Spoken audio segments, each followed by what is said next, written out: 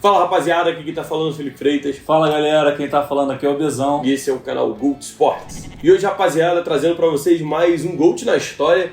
E como tem corrida no Japão, vamos falar do GP do Japão. Voltamos. Pois é. Voltamos ao GP do Japão, né? Sim, verdade. Ficou fora aí por causa da pandemia. Agora a gente vai ter muito dessa volta, né? Dos GPs Sim. que saíram nessa época e estão retornando ao calendário. E saudades, né? Saudades do Japão. Mas antes de matar a saudade do Japão, vou pedir pra você deixar o seu like, comentar, se inscrever e compartilhar. Também segue a gente lá nas nossas redes sociais, no Instagram, no Twitter e no TikTok, e lá no rostinho, @canal GOAT Sports. Todos os links estão aqui na descrição, beleza? Agora, sem mais delongas, vamos falar aí sobre a história do GP do Japão. O GP do Japão foi disputado pela primeira vez lá em 1976 em Fuji. Ele também foi disputado em 1977 e após isso ele só voltou ao calendário da Fórmula 1 em 1987. Ele é disputado até 2006 em Suzuka, quando ele volta para Fuji em 2007 e 2008. Porém, em 2009, ele retorna novamente a Suzuka e ele é disputado lá até hoje, beleza? E falando um pouquinho mais do circuito de Suzuka, ele tem umas características bem interessantes. Primeiro de tudo, é que ele é um circuito no formato de 8. O infinito, o formato aí. Essas características do circuito são interessantes porque ele tem algumas elevações. E essas mudanças na pista, desse formato, fazem algumas coisas, como o carro passar embaixo da ponte e depois passar por cima da ponte. Afinal, se você passa por baixo, você tem que passar por cima. Eu acho isso muito legal, cara. Tem uma ponte aqui no GP, muito maneiro, cara. O circuito, ele já foi palco de várias disputas de título e de confirmações de título.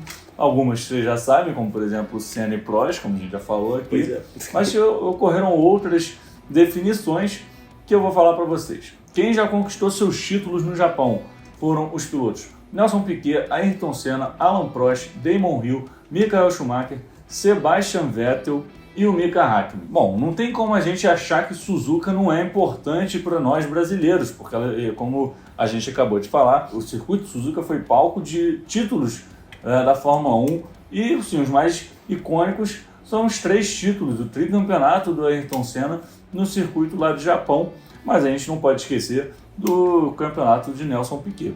E olha, o circuito é muito querido pelos pilotos, pelas curvas desafiadoras, né? Enfim, os pilotos de Fórmula 1 gostam de desafios, eles não querem coisa fácil.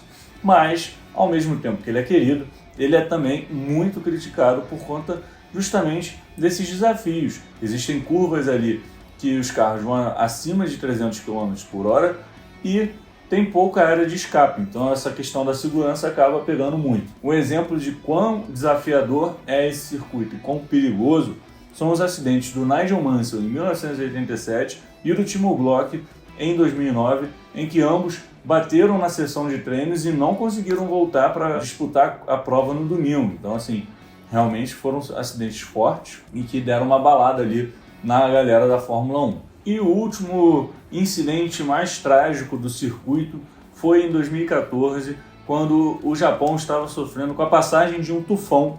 E ali, na volta 43, o francês Jules Bianchi, com a sua Marussia, ele sai da pista e acaba atingindo um trator que estava ali retirando o piloto alemão Adrian Sutil, que havia saído da pista também algumas voltas antes. O impacto foi muito forte. O francês ficou em coma por 9 meses e, infelizmente, em julho de 2015, a página oficial do piloto anunciou sua morte.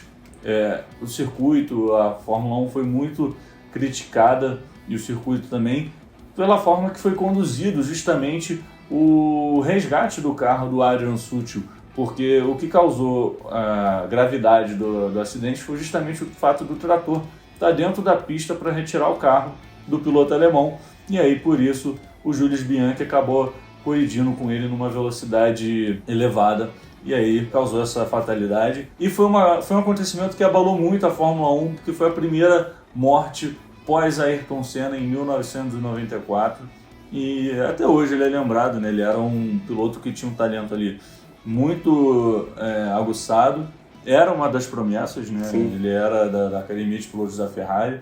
Então ele até hoje ele é lembrado e infelizmente a gente não pôde ver o Jules Bianchi desempenhando em equipes de ponta. Falar um pouquinho agora sobre o circuito de Fuji, que foi o que inaugurou a Fórmula 1 para o Japão. Em 1976, ele já chegou como a última prova das 16 daquela temporada. E, obviamente, né, como era de se esperar, a prova decisiva.